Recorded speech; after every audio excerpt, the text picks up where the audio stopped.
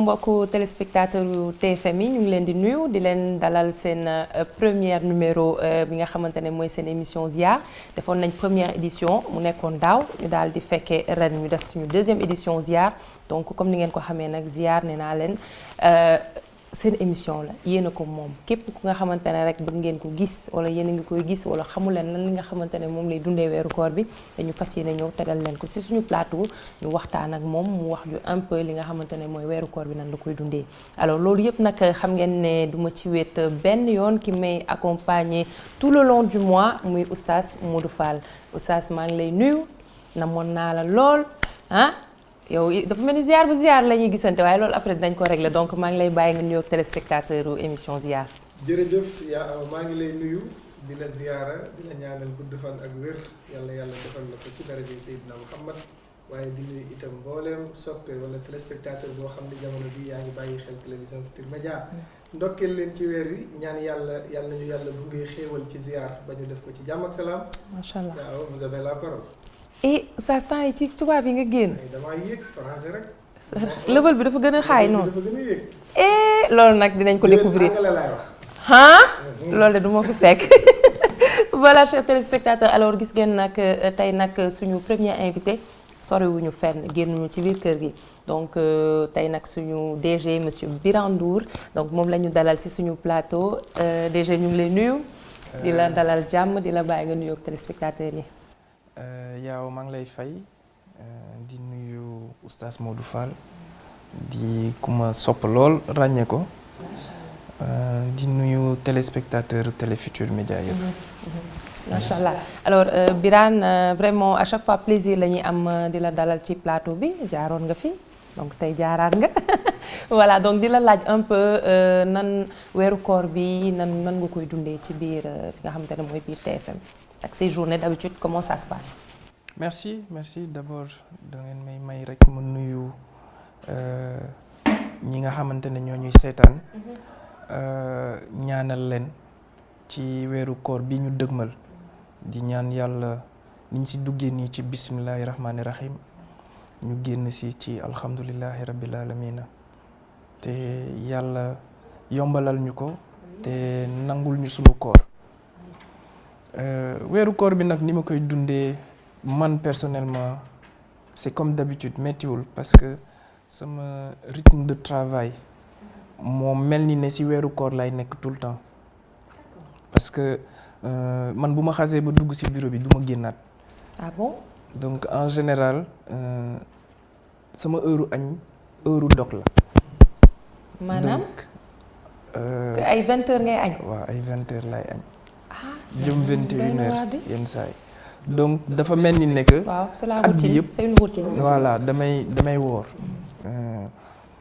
te suñu activité moo ko laaj parce que média 24h sur 24 la. lay tourner waaw donc tey tu passes plus de temps ci biir bureau bi que sax ci kër gi.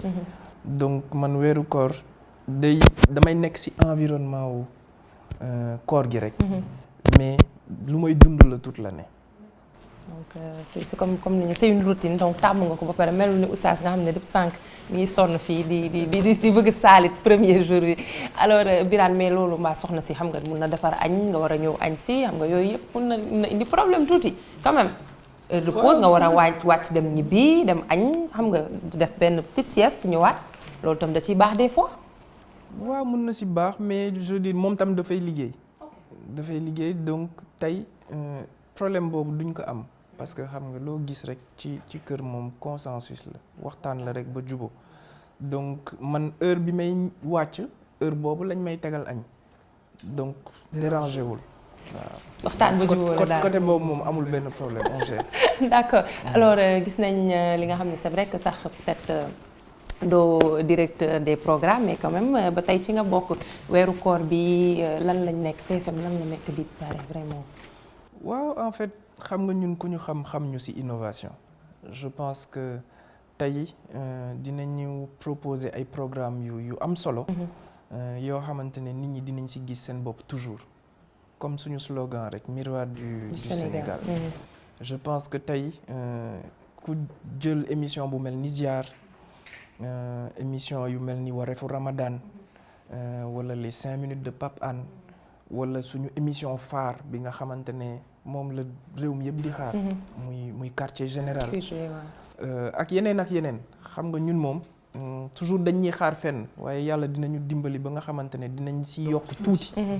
loolu laay wax toujours rek valeur ajoutée. Bien sûr. waaw parce que xam nga jiitu dafa metti donc boo jiitoo nit ñi dañ lay xaar te duñ la pardonner dara mais macha allah def nañ si liggéey bu am solo je pense ak équipe bi yëpp. ak le directeur de la télé. Ndiaga le directeur des programmes. Bouba Ndour. ak bien sûr PCA. nga xamante ne il a toujours un œil si lu ñuy def. Bien sûr. et loolu du doon si télé bi kese parce que au niveau de la radio aussi ñoom it def nañu liggéey bu am solo pour réaménager seeni programme pour seeni auditeurs donc muy Aja San di Babacar Fall Daouda Diouf ak toute l'équipe yu nekk foofu ak l'Observateur aussi. journal bi. IGFM donc ñun là on est aux couleurs du Ramadan.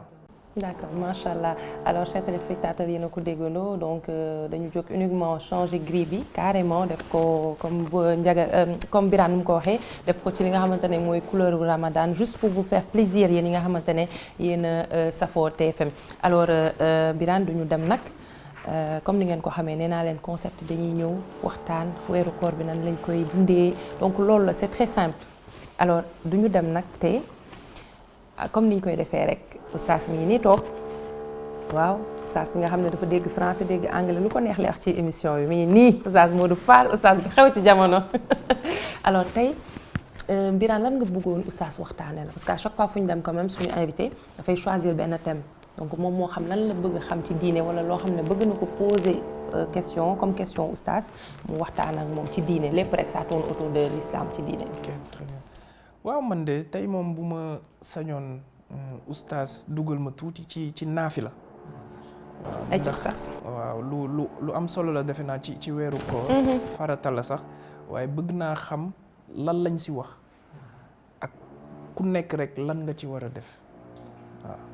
alhamdulillahi rabbil alamin wasalaatu wasalaamu ala ashrafi al anbiyaai wal mursalin sayiduna muhammad sallallahu alayhi wa sallam wa ala alihi wa ashaabihi wa xulafaihi wa man tabiahum bi ihsanin ila yawmi ddin mbokk yi asalaamu aleykum wa rahmatullahi taala wa barakatuhu am nanu mbégte dellu siwaat ànd ak yéen ci émission bi nga xam ne moom mooy ziyaar tey nag ñu seet si suñu soppe suñu directeur Birane Ndour di ko ñaanal yal na yàlla téyal ko boppam ci daraja yonent bi alayhi salaatu wasalaam ba yéene bi nga xam ne moom la wéy juróom am ci moom yàlla mottalil ko bi xurmati sayyidil wujud sallallahu alayhi wa sallam mu mel ni Birane laaj na lu am solo muy importance su naafila ak lan moo tax nit di naafila bu nu ko waxee julli la boo xam ne du farata sunna la boo déggee salawaatul xamsa muy julli juróom suba tisbaar takkusaan timis gee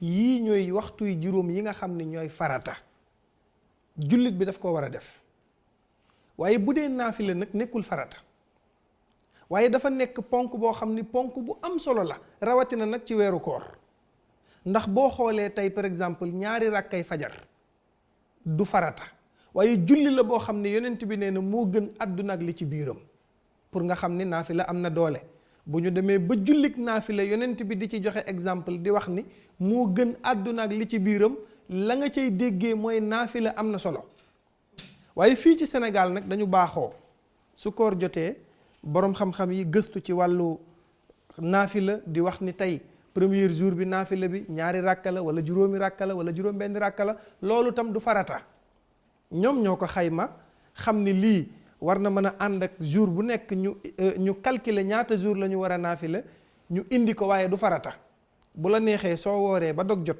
gannaaw sa julli gee nga def ñaari ràkk bu la neexee ñett bu la neexee ñeent bu la neexee juróom mais amul texte alquran wala farata bu ñu wax ni c'est obligatoire da nga war a naafila nangami ràkk waaye nag boroom xam-xam yi ci seen mbaax ak ci seen maandute ñoo ko saytu ba jàpp ni bis bu nekk day nangam moo ca gën loolu moo waral gannaaw waxtu wu nekk ñuy naafila soo naafilee ba pare nag doog a julli li nga xam ne moom mooy safa witr nga xam ni première rakaa bi sabbih isma rabbikal a'la nga ciy tari ñaareelu rakaa bi nga xam ne qul yaa ayyuhal kaafiruun nga ciy tari ñetteelu rakka bi nga indi lixlaas indi fallaxi indi naasi nga xam ne julli yooyu moom la ñu tuddee enveloppe bi nga xam ni mooy denc julli yi nga julli pour ñu encastrer ko pour yàlla war koo jël. kon julli yu am solo la waaye daal ñu xam ne naafila moom nekkul farata waaye jaamu yàlla bu am solo la boo xamante ni bii jullit bi waru koo bàyyi ndax buuñaa la boo xam ne nit ku nekk war nga koy def waroo yam rek ci la yàlla sant boo jullee nga ne yàlla lii kat par exemple wis la boo xam ne maa ko ci dolli muy sama naafila waaye nekkul farata boo demee Makka ñoom li ñu choisir mooy kaamil bi yépp la ñuy naafila di dernier jour ci naafila yéen a ngi koy di yëg waaye nag ñoom loolu la ñu choisir ba ci Sénégal tam ñi ngi koy def waaye daal ala kulli xaalin ñu xam ni naafila joxewuñ ci benn lim ci sharia ni bii nga war a def par jour nit ki mooy xool kim kattanam ndax julli la boo xam ne du farata waaye sunna la waaye julli gu am solo la yàlla na yàlla defal ñu tawfiix may ñu dégg ànd ak topp yàlla defal ñu ndam ci lii nga xam ne moom la ñuy def yaa awa vous avez la parole. ay ca jërëjëf Oustaz nag temps yi moom bul bañ leeral yi nga fi indi am na solo alors Birane je pense que dégg nga tontu Oustaz tontu na ci li nga xam ne mooy sa laaj macha allah ay ca donc fii la ñuy jaar nag di tàggoog téléspectateurs yi lan ngay tàggoo. waaw maa ngi leen di gërëm encore une fois de plus ci choix bi ngeen def si man pour ubbil leen ziar j'espère que incha allah ren annonceurs yi dinañ leen wuy si bu baax a baax a baax. macha allah dañ fay ubbeeg buuba. ziar yi neexul. mais yow bu ñu la ubbee am nañ ci yow yaakaar. ah alhamdulilah. moom bi ñu ubbee moom wax dëgg yàlla ziar yi ci tegu yëpp mais manax buuba benn la. waaw loolu la sotti ceeg def ci la rek c'est le même sang. ah kon jeex na. xam nga moo buuba jubóowuñu moo tax. en tout cas merci beaucoup. merci à toi Birane. donc voilà chers téléspectateurs alors li leen indiloon ci seen émission ziar encore une fois di leen baalu ak di leen baal parce que nag toog ci télé di wax yombul des fois mu nga wax ba vraiment niñ naan accident làmmiñ wax loo xamante ne xëy na laal nga kenn sans pour autant s'en rendre compte donc ñu ngi leen di baalu encore une fois di leen baal di leen ñaanal yàlla ñu dugg ci weer bi ci jàmm génn ci jàmm ak salaam donc di leen jox rendez-vous demain incha allah ak beneen invité avant nag may tàggoo ma fàtte xel day fatu donc maa ngi remercier ay